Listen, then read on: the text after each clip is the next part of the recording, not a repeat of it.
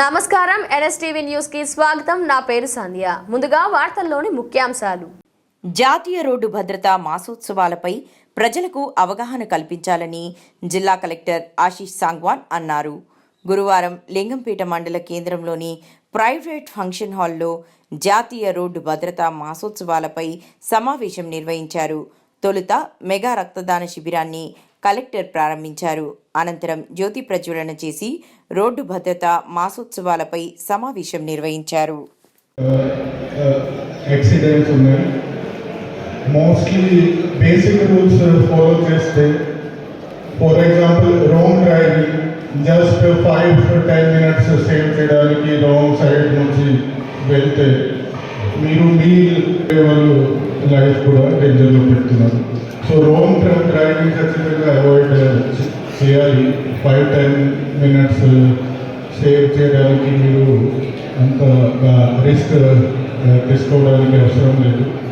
దాని రోడ్లో బైక్లో కొంతమంది సెల్ ఫోన్లో మాట్లాడి డ్రైవ్ చేస్తున్నారు, కార్లో కూడా డ్రైవర్స్. సో అది కూడా mostly avoidable. So focus driving కాకుండా సెల్ ఫోన్లో పోతుంది. సో అది కూడా అవాయిడ్ చేయాలి. ఇప్పుడే చెప్పారు డిటి గారు, లైక్ మ్యాక్సిమం యాక్సిడెంట్స్ ఈ సెల్ ఫోన్. ఇది కూడా ఇక్కడ ఎన్ఫోర్స్మెంట్ కూడా ఇంక్రీజ్ చేయొచ్చు.